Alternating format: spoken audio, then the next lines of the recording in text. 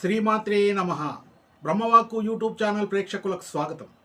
భగవంతుని సృష్టిలో ఋతువులు తిథులు ఏర్పాటు చేయబడ్డాయి. అందులో ఆషాఢ శుద్ధ ఏకాదశిని అతి పవిత్రంగా భావిస్తారు. శయనైకాదశి, ఉత్తానైక ఏకాదశి, ఆషాఢ ఏకాదశి ముక్తి ఏకాదశిగా కొనియాడబడుతుంది. లోకకంటకుడైన మురాసురుణ్ణి చంపడానికి శ్రీ మహావిష్ణువు చాలా నాళ్లు యుద్ధం చేసి అలసిపోయాడట. 4 నెలలు యోగనిద్రలో ముందు వెళ్లే రోజే తొలి ఏకాదశి, హైందవులకు గొప్ప పండగ. అలా శయనించిన ఆయన దేహం నుండి ఒక అపురూప సౌందర్యవతి ఉద్భవించిందట. ఆమెకే స్వామివారు ఏకాదశి అని నామకరణం చేశాడు. ఆమె ఆ రాక్షసుని సంహరించింది. అందుకే ఈ విజయాన్ని గుర్తు చేసుకుంటూ ఈ ఏకాదశి పర్వదినాన్ని జరుపుకోవాలని తెలియజేశారు. హరినామ స్మరణ చేస్తూ భజనలు, కీర్తనలు, పూజలు చేసినట్టయితే స్వామివారు అనుగ్రహిస్తారంటారు. మహాభారత యుద్ధంలో అనేక మంది చనిపోవడానికి తానే కారణమని అనుకున్న ధర్మరాజు ఏకాదశి వ్రతం చేసి తన పాపం పోగొట్టుకున్నాడని పురాణగాథ.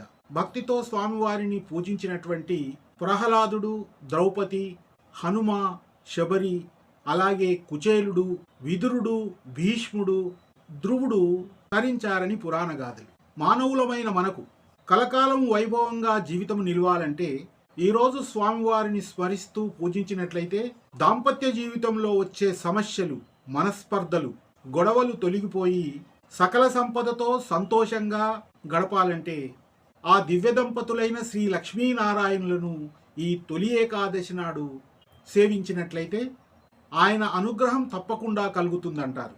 శ్రీ మహావిష్ణువు రాబోయే 4 నెలలు యోగనిద్రలోకి వెళ్లే ముందు వచ్చే ఏకాదశి తొలి ఏకాదశి పర్వదినంగా జరుపుకుంటామని తెలియజేస్తూ జూలై 2026 శనివారం 25వ తేదీ నాడు జరుపుకోబోయే తొలి ఏకాదశి పర్వదినాన్ని ఘనంగా జరుపుకోవాలని తెలియజేస్తూ మనిషి తన యొక్క అహంకారాన్ని వదిలి భక్తి శ్రద్ధలతో శ్రీ లక్ష్మీనారాయణులను సేవించినట్లయితే తప్పకుండా మోక్షం కలుగుతుందని పురాణాలు తెలియజేస్తున్నాయి.